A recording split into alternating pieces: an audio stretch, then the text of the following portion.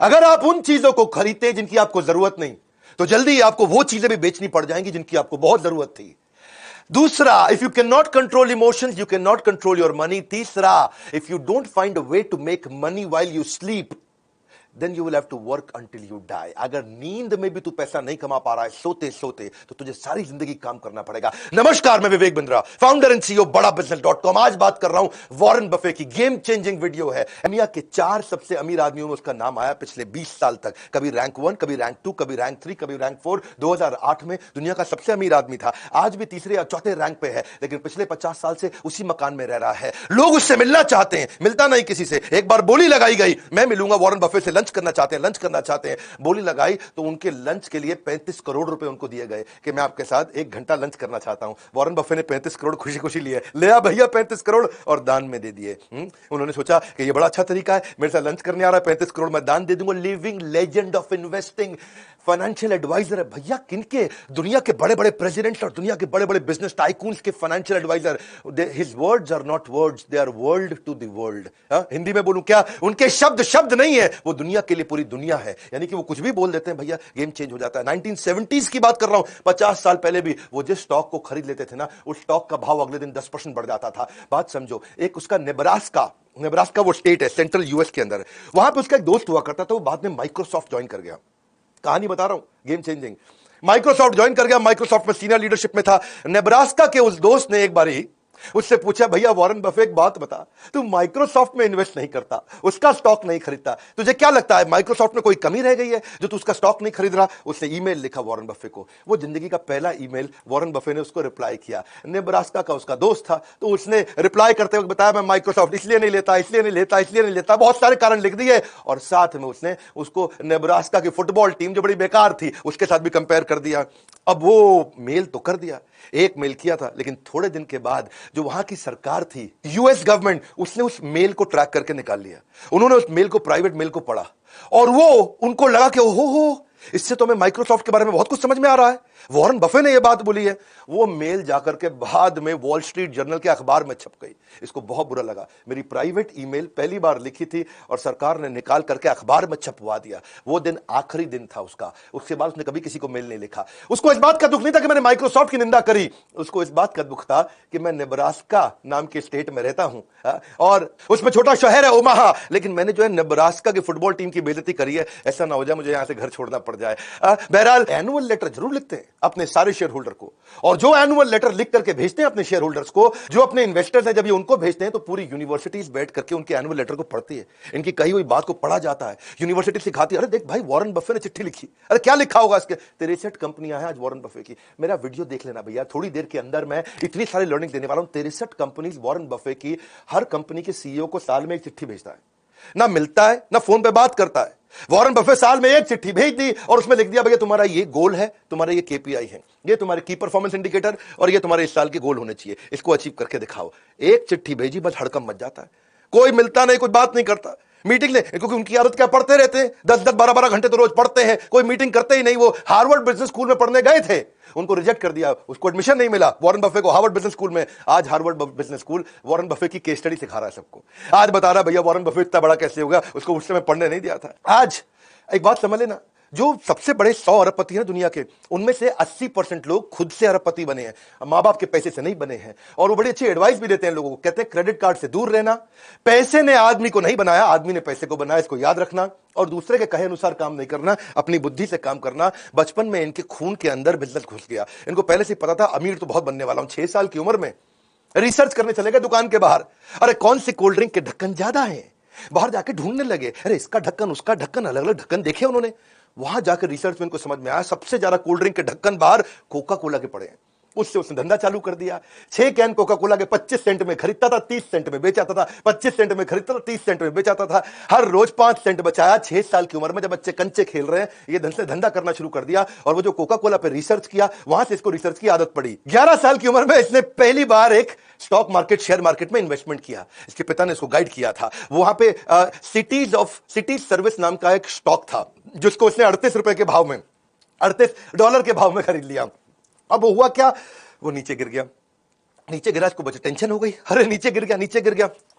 बैठा रहा tight, wait किया जैसे ही वो $28 से वापस $40 हुआ, इसने तुरंत जाके बेच दिया। लेकिन थोड़े दिन के बाद वो $200 का हो गया शेयर। इसको लगा यार मैं तो $2 कमाए थे, ये तो $200 का हो गया, बहुत कमा सकता था। बड़ा परेशान हुआ उस समय, लेकिन उसको सीखने को मिला कि भैया ऐसा है, मेरी बात समझो कि जिस चीज को टाइम लगता है, अगर कंपनी अच्छी इसको ग्रो करने में टाइम लगता है तो लगेगा। मैंने जल्दी कर दी। हाँ, ऐसा नहीं है कि एक औरत और एक पुरुष जब ये दोनों मिलते हैं तो 9 महीने में बच्चा पैदा करते हैं, तो 9 पुरुष लगा दो तो 1 महीने में बच्चा पैदा तो हो नहीं जाएगा। या 9 महिलाओं को जोड़ लो इकट्ठे तो भी 1 महीने में बच्चा पैदा नहीं होगा, 9 महीने लगता है। तो मैंने वेट नहीं किया, इसलिए मैं हारा। ये एक्सपीरियंस उसको लॉन्ग टर्म वैल्यू इन्वेस्टिंग के बारे में समझ में आया। बाकी सारे बच्चे बेसबॉल खेल रहे थे और ये बाइंग स्टॉक्स खेल रहे थे। 16 साल की उम्र में $53,000 कमा चुके थे। कभी कलेक्टर स्टैंप बेचते थे, कभी गाड़ी साफ करते थे, कभी पुरानी गोल्फ की बॉल लेकर उसको रिफर्बिश करते थे, कभी जाकर के वॉशिंगटन पोस्ट जो उनका सबसे फेमस अखबार था वहां का उसको बेचते थे। $175 कमाया करते थे रेगुलरली। अपने उस समय के टीचर से ज्यादा कमाते थे। 17 साल की उम्र में पिता ने वॉटन भेज दिया, जा भैया वॉटन में पढ़ के, सबसे बढ़िया बिजनेस कॉलेज। वॉटन गए, थोड़े दिन एडमिशन लिया, पढ़ना शुरू किए। टीचर वहां पढ़ा रहे, छोड़ के आ गए। मां बाप को बोले अरे इस टीचर से ज्यादा तो मैं जानता हूं, पढ़ने में बहुत तेज थे ना ये, जो टीचर सिखाता था उससे 4 कदम आगे रहते थे, जितना टीचर कमाता था उससे ज्यादा पहले ही कमा लेते थे। 17 साल की उम्र में इसने क्या किया, एक दिन बाल कटाने गया नाई की दुकान पे। भैया बोला बढ़िया बढ़िया बाल काट दो, लेकिन नाई बोला यार मैं वेट कर भैया, अभी 3 आदमी बैठे हैं। इसको समझ में आया लोगों को वेट करना पड़ता है। इसने का नया बिजनेस आइडिया 17 साल की उम्र में एक पिन बॉल गेम का बढ़िया बिजनेस आइडिया कर दिया इन्होंने।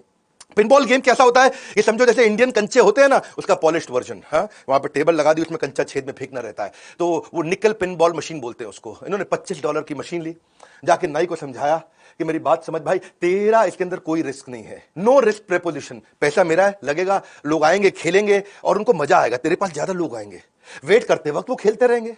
अच्छा, लोगों को अच्छा लगने लगा।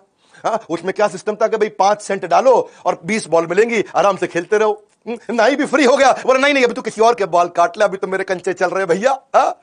वॉरेन बफे ने कहा कि नाई तेरे को पैसे नहीं लगाने। उससे क्या हुआ, जितने लोग थे उसी के आकर के बाल कटाने आते थे। भैया इसी के बाल कटा लो, है क्योंकि यहां तो गेम खेलने को मिल जाएगा, वेटिंग नहीं करना पड़ता, बाकी जगह वेट करना पड़ता था। नाई को मजा आने लगा। धीरे धीरे इसने वॉशिंगटन डीसी में सारे के सारे सैलून के अंदर अपनी वो गेम इंस्टॉल करनी शुरू कर दी। $25 से बिजनेस चालू किया, रोज पैसा कमाया और आने वाले समय में 1 साल के अंदर $1,000 में बिजनेस को बेच दिया। $25 से $1,000। उसके बाद इसको एक दादाजी की कहानी सुनाता हूं। इसके दादाजी ने भी इसको एक बार एक काम पे लगाया था कि आज अपने दोस्त को लेकर के सामान उठाने का, राशन की दुकान थी दादाजी की, इधर से उठा उधर रख, उधर से उठा इधर रख, तेरे को पैसे दे दूंगा। इसने कहा ठीक है दादाजी। हाँ, काम मिल गया। एक और काम में तेज था, बहुत मेहनत करके उठाया, हाथ सूज गए, थक गए, हाथ जम गए, बुरा हाल हो गया। इतना उठाया, इतना रखा, दादा ने 90 सेंट दे दिए, आधे आधे बांट लो। बोला $1 नहीं मिला, 90 सेंट। बहुत गुस्सा आया। इसने सोचा यार दादा बहुत तेज निकला, सही खेल गया यार, है पहले कोई कॉन्ट्रैक्ट नहीं बनाया और बाद में 90 सेंट दे दिया, ये कोई पैसा होता है। उस दिन इसको समझ में आया कि मेरी बात सुनो भैया, हाँ, पहले ही स्पेसिफिक्स और कॉन्ट्रैक्ट साइन करके ही धंधा करना है किसी के साथ। जब नौकरी भी मांगने जाओ ना, उस दिन जिस दिन नौकरी मिलती है ना, तब नेगोशिएट कर लेना इंटरव्यू में। उस समय जितनी तनख्वाह तय हो गई, उसके बाद कोई नहीं पूछेगा। 1 साल तक तनख्वाह नहीं बढ़ती भैया फिर तो। Big bargaining leverage is greatest when you begin a job. उसके बाद कोई नहीं पूछता आपको। तो ये कहते हैं कि मैं अच्छा इन्वेस्टर इसलिए क्योंकि मैं अच्छा बिजनेसमैन हूं, और अच्छा बिजनेसमैन भी इसलिए क्योंकि मैं अच्छा इन्वेस्टर हूं। रिस्क कहते हैं कि खत्म हो जाता है जब तुमको समझ में आ जाता है तुम कर क्या रहे हो। पहले समझ तो लो तुम कर क्या रहे हो। शेयर मार्केट में रिस्क तो उसको होता है जिसको पता ही नहीं वो पैसा कहां लगा रहा है। ये जीनियस नहीं है, केवल इतने जीनियस नहीं, जीनियस तो है ही, जनरस भी बहुत है। जनरस इतने ये कहते हैं कि भाई मेरी कमाई का 1% से ज्यादा मैं अपने ऊपर खर्च करूंगा, ऐसा कुछ होने ही वाला नहीं। मैंने खाना वही $3 का ब्रेकफास्ट है जी, लेकिन वो 99% दूसरों को दे दिया, उनकी जिंदगी बदल जाएगी। ये अपनी जिंदगी में $3 से ऊपर का ब्रेकफास्ट नहीं किया इन्होंने, और अपनी सारी की सारी चैरिटी लोगों को कमिट कर दी। $37 बिलियन ऑलरेडी दे चुके हैं। कोविड की जो आज वैक्सीनेशन आई है उसमें वॉरेन बफे का बहुत बड़ा कंट्रीब्यूशन, उन्होंने बहुत डोनेशन किया है। ये अपने बच्चों को पूरा पैसा देने में बिलीव नहीं करते। ये कहते हैं कि भाई बच्चों को इंडिपेंडेंट और कॉन्फिडेंट बनाओ, वो खुद ही कमा लेंगे। मैं अपने बच्चों को इतना तो देना चाहता हूं कि उनको लगे कि वो कुछ भी कर सकते हैं, लेकिन इतना नहीं देना चाहता कि उनको लगे कि अब कुछ करने की जरूरत ही नहीं है। इनको हाईएस्ट सिविलियन अवार्ड भी, जैसे अपने भारत रत्न रहता है, वहां प्रेसिडेंशियल मेडल ऑफ फ्रीडम होता है भारत रत्न की तरह यूएस के अंदर, वो उनको बराक ओबामा ने दिया था। बराक ओबामा क्या बोलते हैं, भैया आप मेरी इंस्पिरेशन हो, और ना केवल आप सबसे अमीर हो बल्कि आप सबसे एडमायर्ड और रिस्पेक्टेड भी हो। ये थोड़े लॉयल भी रहते हैं। एक और क्वालिटी बताऊं उनके कपड़ों के मामले में, कपड़े वही पहनते हैं जो एक बार पहन लिए। वैसे चाइना गए थे एक दफा, ये चाइना में वहां एक होटल में रुके हुए, और वहां पे ना एक मैडम ली हुआ करती थी, लोकल दर्जी थी, एक मशीन के साथ में घर में बैठ करके, आसपास किसान की बेटी थी, तब पैसे वाली नहीं थी। तो वो उसने देख लिया वॉरेन बफे को उसी होटल में जाते हुए, और वॉरेन बफे उसके लिए इंस्पिरेशन थे। किसी तरह से होटल के रिसेप्शन से फोन करा के अपने 2 आदमियों से उसने अपॉइंटमेंट ले लिया। वो दो आदमी घंटी बजा के रूम में घुसे, जाते ही उसका नाप लेने लगे। ला भैया शर्ट का नाप दिखाओ, कोट का नाप दिखाओ, गर्दन देखो, चेस्ट देखो, हैं जी, पेट देखो कितना है। जितनी देर में वॉरेन बफे को समझ में आता, वो कहते हैं सूट का कलर सिलेक्ट कर लो जी। सिलेक्ट कर लिया। उसने कहा पैसे बताओ, इतने में लड़के चले गए। अगले दिन सुबह क्या जबरदस्त स्मार्ट सूट, एकदम बढ़िया स्टिचिंग का, पहुंच गया वॉरेन बफे के पास और उससे पैसा भी नहीं लिया, उसको गिफ्ट कर दिया, क्योंकि वो मैडम ली जो थी वो उसकी बड़ी फैन हुआ करती थी। तो इसने कहा कि भाई सूट बड़ा अच्छा है, ऐसा करो मेरे को 2 सूट और बना दो। मैडम ली ने 20 सूट उसको 3 दिन के बाद फिर से भेज दिए और 20 के 20 सूट का 1 रुपया नहीं लिया। वॉरेन बफे बड़ा हैरान हो गया, बोला यार तुम पैसा नहीं ले रहे हो मुझसे। हाँ, लेकिन वॉरेन बफे ने उसको प्रमोट बहुत किया, इतना प्रमोट किया कि उनके दोस्त बिल गेट्स, उसके भी कपड़े आज मैडम ली बनाती हैं और दुनिया भर के लोग कपड़े बनाती हैं। बर्कशायर हैथवे की जो एनुअल जनरल मीटिंग है वहां पे भी उनको इन्वाइट किया और बड़ा उनको धन्यवाद किया। और वो दिन है और आज का दिन है, वही 20 सूट है उनके पास। वो पिछले 20 साल से वही 20 सूट अलग अलग दिन बदल के पहनते हैं। ये ऐसे आदमी है, अपनी आदतों के साथ लॉयल है, एक जैसा ही ब्रेकफास्ट खाते हैं, वही गाड़ी चलाते हैं, 50 साल से उसी घर में रहते हैं, वही 20 सूट पहनते हैं। यहां तक कि फोन भी उनके पास सैमसंग का वही फ्लिप वाला पुराना है। एप्पल में इनके काफी शेयर हैं, ये एप्पल के 5% 5.5% के मालिक हैं। तो टिम कुक एप्पल का सीईओ, वो कहता है भैया मैं आता हूं तुम्हारे पास, तुम यार कम से कम हमारी कंपनी के मालिक को एप्पल का फोन यूज करो। उनको एप्पल का फोन आईफोन 11 रिसेंटली दिया उनको, ये लो भैया आईफोन 11 इसको इस्तेमाल करो। वॉरेन बफे बोला ठीक है जी। उसमें उसने नया सिम डाल दिया, वो वाला चेंज नहीं किया, सैमसंग चल रहा है, वो नया सिम डाल दिया। टिम कुक कहता है मैं सिखा दूंगा तुम्हें कैसे यूज करना है। बोला कोई जरूरत ही नहीं है, ये खाली फोन रिसीव करने के लिए रख लिया मैंने, इसे फोन कर लूंगा रिसीव कर लूंगा, मैंने सीखना कुछ नहीं, इंटरनेट तो मैं वैसे नहीं चलाता। उसी तरीके से चलते हैं। लॉयल्टी कहते हैं कि एक्सपेंसिव गिफ्ट है, मैं जिसके साथ लॉयल हो जाता हूं उसका हो जाता हूं। Do not expect it from cheap people. 91 के हो जाएंगे अभी अगस्त में, लेकिन एनर्जी ऐसी है उनके अंदर, है जी, बच्चों की तरह बातचीत करते, इतना एक्साइटेड रहते हैं हर समय। और किसी ने उनसे पूछा भैया आप इतने एनर्जेटिक कैसे रहते हो, बर्गर भी खाते हो, आइसक्रीम भी खाते हो, 91 की उम्र में, 91 रनिंग चल रहा है। बिल गेट्स तो कहते हैं इनके पास 30 साल की उम्र के लड़के की शार्पनेस है, 10 साल के लड़के की उम्र की मुस्कुराहट, ऐसा मिस्चीवियस स्माइल है, और 6 साल के बच्चे की खाने पीने की आदतें हैं। ये क्या कहते हैं, 6 साल के बच्चे का डेथ रेट सबसे कम है, तो उसी की तरह खाओ, मजे मारो, कोई दिक्कत नहीं, मेंटली एकदम फिट, और रोज आधा घंटा वर्कआउट पक्का करना है इनको। बिल गेट्स के साथ बड़ी दोस्ती हो गई इनकी, वो उसकी तो बड़ी जबरदस्त कहानी है। बिल गेट्स की जो मां थी ना, मैरी गेट्स ने अपने घर पे एक इवेंट रखा था, उस घर में किसी को बुलाया, तो उसने फोन पे बोल दिया मेरा दोस्त है वॉरेन बफे, उसको लेके आ रहा हूं। मैरी ने बोला ठीक है ले आओ, कोई बात नहीं। अच्छा, दोस्त लगा हुआ था वॉरेन बफे को समझाने में, तुझे बिल गेट्स से मिलवाऊंगा। वो बोला यार बिल गेट्स आईटी का आदमी, इससे कौन बात करेगा। अच्छा, मां लगी हुई इधर, तुझे वॉरेन बफे से मिलवाऊंगी। वो कह रहा यार ये तो खाली पी रेशियो डिस्कस करेगा, फाइनेंशियल स्टेटमेंट डिस्कस करेगा, मैं आईटी का हूं, हमारी बनेगी नहीं, ये दोनों एकदम अलग आदमी है। अच्छा, वो दोनों लगे हुए, नहीं मिलवाते हैं। हुआ ये कि जब ये मिले तो पहला ऐसा क्वेश्चन किया उनको वॉरेन बफे ने, बोला भाई बिल एक बात बता, तेरे को नई आईटी कंपनी बना के दूं अगर, और तेरी माइक्रोसॉफ्ट खत्म, तो नई कंपनी कैसे स्टार्ट करेगा। तुझे अगर मैं किसी देश में कंपनी बनाने को दूं तो तू कैसे बनाएगा। इस कंपनी के बारे में तेरा क्या विचार। वहां उन्होंने पूछा भाई तुम्हारी फेवरेट किताब, फेवरेट अखबार, फेवरेट ऑथर, फेवरेट आर्टिकल्स कौन से हैं। इतना मजा आया, आधे घंटे की मीटिंग थी, 10 घंटे चलती रही। एक दूसरे के साथ उन्होंने खूब बात करी, अलग अलग क्वेश्चंस किए, खूब डिस्कशंस हुए। उसके बाद तो फिर ये ताश के दोस्त भी हो गए, शॉपिंग के दोस्त भी हो गए, रेस्टोरेंट में खाना खाने के दोस्त भी हो गए। इनफैक्ट बिल गेट्स के मोबाइल में केवल 2 ही स्पीड डायल के नंबर, एक मेलिंडा गेट उसकी वाइफ का और एक वॉरेन बफे का। ऐसा एक दिन नहीं गया आज तक जब तक इन दोनों ने बात नहीं करी। ये भी बड़ा इंपॉर्टेंट है, किसके साथ उठते बैठते हो। ये कहते हैं कि वॉरेन बफे ने मुझको 2 चीजों में बड़ी हेल्प करी। पहली चीज क्या है कि लाइफ टाइम लर्निंग, और दूसरी है लाइफ टाइम लाफिंग। बोला इससे ज्यादा मैं दुनिया में कभी नहीं कर सकता था। कहते हैं कि pick up your associate whose behavior is better than you, and then that will give you a drift in your direction of life. Tell me who your heroes are. तेरा हीरो कौन है दोस्त, तुझसे भी पूछ रहा हूं, तेरा हीरो कौन है, and I'll tell you who you'll turn out to become. तू बनेगा किसके जैसा, आज ही पता चल जाएगा। वॉरेन बफे के ना गुरु भी थे जिनसे ये बड़ा सीखा करते थे, बेंजामिन ग्राहम जो थे कोलंबिया के प्रोफेसर थे। ये इन्होंने वॉर्टन छोड़ के कोलंबिया ज्वाइन किया क्योंकि बेंजामिन ग्राहम की इन्वेस्टमेंट को लेकर बड़ी मास्टरी थी। बेंजामिन ग्राहम एक बड़े स्ट्रिक्ट टीचर भी हुआ करते थे जो इन्वेस्टमेंट के बारे में, शेयर मार्केट के बारे में सिखाते थे। और बफे केवल एकमात्र ऐसे स्टूडेंट थे जिसको A+ रेटिंग। बेंजामिन ग्राहम की सारी क्लास को बहुत ध्यान से अटेंड करते थे। ऐसे एकलव्य शिष्य दूर से सीखते थे। बाद में बेंजामिन ग्राहम के घर गए, उनको बोले मैं आपके लिए नौकरी करना चाहता हूं। तो बेंजामिन ग्राहम ने बोला नहीं तुमको नहीं रखूंगा, तुम बहुत जीनियस हो, तुमको नहीं रख, मैं ऐसे लड़कों को रखता हूं, ज्यूइश लड़कों को रखता हूं जिनको कोई नौकरी नहीं देता, ताकि मेरे साथ टिक के काम कर सके। बोला मैं टिक के काम करूंगा, नहीं ना, बाहर तेरे को नहीं रखूंगा। ठीक है फ्री में रख लो, फ्री में नौकरी करो ना, बोल दिया ना बाहर, तेरे को तो बिल्कुल नहीं रखूंगा। बेंजामिन ग्राहम इनके गुरु, उन्होंने इनको रखा नहीं, बड़ा परेशान हुए। वॉरेन बफे पीछे पड़े रहे। कुछ समय के बाद एक ऐसा समय आया कि बेंजामिन ग्राहम मान गए, बोले चल ठीक है आजा। और ये वहां से फिर न्यूयॉर्क शिफ्ट हुए। वहां आए, न्यूयॉर्क में आकर के बेंजामिन ग्राहम के साथ में काम करने लगे। सारे स्टैंडर्ड एंड पुअर्स की रिपोर्ट पढ़ना, S&P की रिपोर्ट पढ़ना, इन्वेस्टमेंट अपॉर्चुनिटी ढूंढना, P&L को समझना, कैश फ्लो स्टेटमेंट को समझना।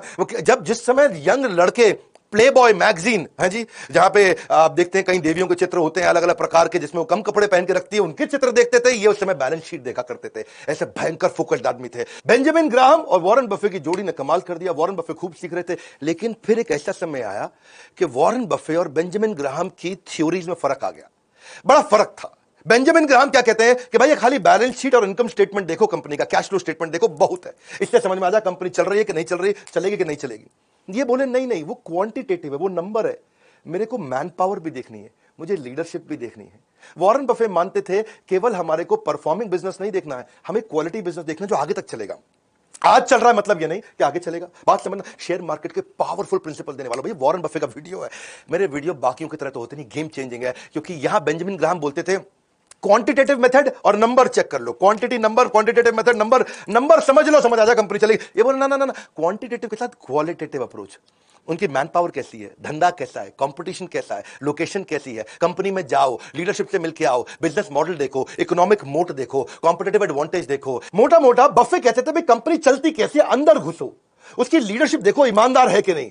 ये कहते थे कि नहीं नहीं भैया खाली नंबर देखना है। यहां पे इनके झगड़े बढ़ने लगे और बात वो सही है कि वॉरेन बफे आगे चल के बहुत सफल हुए। जब इनकी बनी नहीं अपने गुरु से तो छोड़ करके ओमाहा वापस आ गए। ओमाहा में आके इन्होंने मकान लिया, फिर वही आज 50 साल पुराना मकान, आज तक वहीं रहते हैं। और यही इन्वेस्टमेंट के इनके सीक्रेट है। सीखना चाहते हो अगला वीडियो में बताऊं, अभी बताऊं, अभी बता दूं तो इनके इन्वेस्टमेंट सीक्रेट पकड़ो फटाफट। इनकी वैल्यू इन्वेस्टिंग फिलॉसफीज क्या है। इनका कहना है कि फेयर कंपनी को बढ़िया सस्ते प्राइस पे लेने से अच्छा है कि किसी बढ़िया कंपनी को फेयर प्राइस पे लो। इनका मानना है भाई कंपनी में दम होना चाहिए ताकि उसके साथ चिपके रह सको, लंबा चलनी चाहिए कंपनी। तो उसकी रिसर्च करना सीख गए, उस पर इन्होंने काम किया। उसके फाइनेंशियल स्टेटमेंट तो पढ़ो, लेकिन उनकी कॉन्फ्रेंस कॉल्स को भी जाकर के सुनो, उनकी मैनेजमेंट को देखो, और फिर बाद में प्राइस आएगा। इनका कहना क्या है कि पहले ये देखो कि लॉन्ग टर्म इकोनॉमिक मोट है कि नहीं है, लॉन्ग टर्म इकोनॉमिक कैरेक्टरिस्टिक्स कैसी है इसकी। इकोनॉमिक मोट का मतलब जानते हो ना, वीडियो में बताया मैंने, क्विकली समझाया तो, जैसे पुराने समय में राजा महाराजाओं के महल होते थे, उस महल के आसपास बड़ी खाई खोद देते थे ताकि कोई दूसरा आदमी आए और अटैक करने लगे तो खाई में गिर जाए। ऐसे ही बड़ी बड़ी कंपनीज कुछ ना कुछ ऐसी चीज अपने पास एडवांटेज, कॉम्पिटिटिव एडवांटेज रखती हैं कि दूसरा कॉपी करने लगे तो खाई में गिर जाए, तो कोई दूसरी कंपनी मेरे को कॉपी ना कर पाए। तो ये कंपनी में ढूंढते थे कि ऐसी कोई चीज हो जो लंबे समय तक केवल इसके पास रहने वाली हो, तो उसमें इन्वेस्ट कर देंगे तो लंबे समय तक चलेंगे। तो ये, और बाद में जाकर प्राइस देखते थे। कहते प्राइस पहले नहीं देखूंगा, पहले देखो कंपनी में दम है, फिर प्राइस कोशिश करेंगे कि सस्ते से सस्ता मिल जाए। कंपनी की परफॉर्मेंस को चेक करने के लिए उसका रिटर्न ऑन इक्विटी पिछले 5-10 साल का जाके देखेंगे, हिस्टोरिकल परफॉर्मेंस देखेंगे कि भाई कंसिस्टेंटली कॉम्पिटिटर के मुकाबले ये कैसा परफॉर्म कर रही है।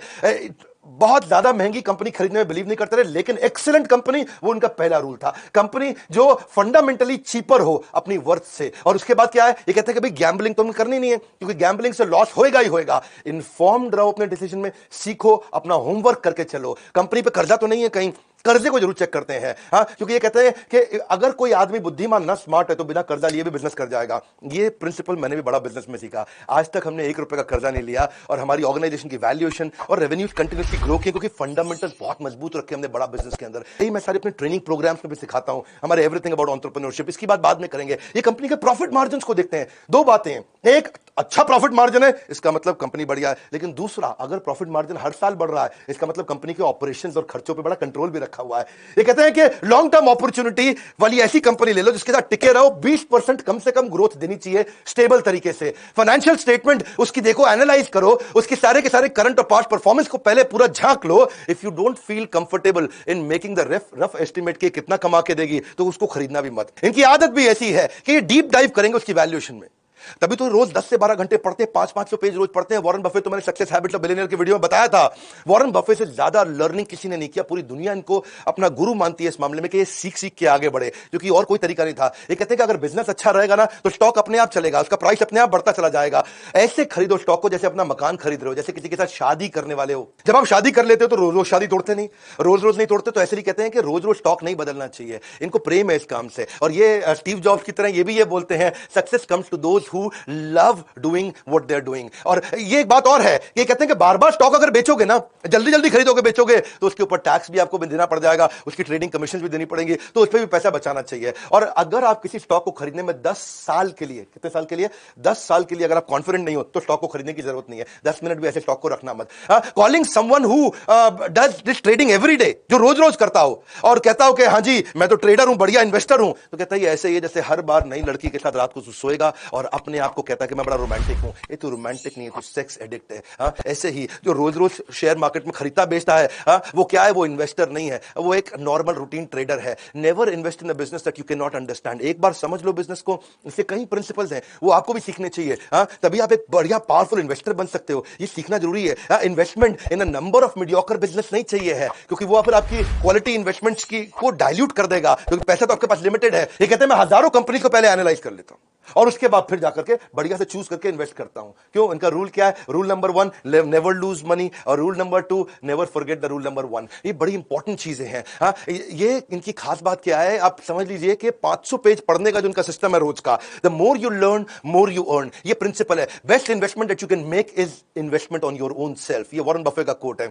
हमने भी इसीलिए एक नया कॉम्बो तैयार किया आपके लिए। अगर आपने वीडियो पूरा देखा है तो मतलब आपका इन्वेस्टमेंट में, ग्रोथ में, पैसा कमाने में, पैसिव इनकम में इंटरेस्ट है। तो हमने कुछ नए कोर्सेज जो लॉन्च किए थे, उसका इंट्रोडक्शन जल्दी दे देता हूं आपको। Gold based financial planning, stock market, personal finance, mutual fund, finance for non finance, debt management, working capital, passive income, angel investing और रिस्क मैनेजमेंट, यानी कि 7 प्रकार के फाइनेंशियल रिस्क होते हैं। इसका कॉम्बो हमने सारे कोर्सेज अवेलेबल कर दिए। आज 40 से ज्यादा कोर्सेज लॉन्च कर चुके हैं। हर महीने 10 नए कोर्स लॉन्च कर रहे हैं। अगर आप आईबीसी हैं, ये सारे कोर्सेज फ्री हैं। अगर आप लाइफ टाइम मेंबर हैं, ये सारे कोर्सेज फ्री हैं। अगर आप ये नहीं है तो ये बोर्ड लाइन नंबर है, आप फोन करके पता करिए। आपके बिजनेस में अगर आप रिटेलर हैं तो कौन से नए कोर्स आपको काम आएंगे, अगर आप मैन्युफैक्चरर हैं कौन से काम आएंगे, स्टार्टअप है तो कौन से, हर एक एरिया के लिए, हर इंडस्ट्री के लिए देश के सारे बिलियनियर्स और इंडस्ट्री एक्सपर्ट्स के साथ मिलकर के आपके लर्निंग प्रोग्राम बना दिए और इतना कॉस्ट इफेक्टिव कर दिया कि game changer. Board line number, इस नंबर को सेव कर लो, कभी भी काम आएगा। आपका लाइफ लाइन है, केवल बोर्ड लाइन नहीं है। तो लाइक करके उत्साह बढ़ाइए ना यार, वीडियो को शेयर करिए। लर्निंग इंस्पायरिंग है बहुत। हाँ, if he can do you can too. अगर ये कर सकते तो आप क्यों नहीं कर सकते? वीडियो को शेयर करने के लिए, हमारे चैनल पे हर बार वापस आने के लिए, वर्ल्ड का नंबर 1 एंटरप्रेन्योरियल यूट्यूब चैनल बनाने के लिए, पता है ना, कोई नहीं है टक्कर में, पड़े हो किस चक्कर में। विनम्रता के साथ आप सबका हाथ जोड़ के, मुस्कुराहट से बहुत बहुत धन्यवाद।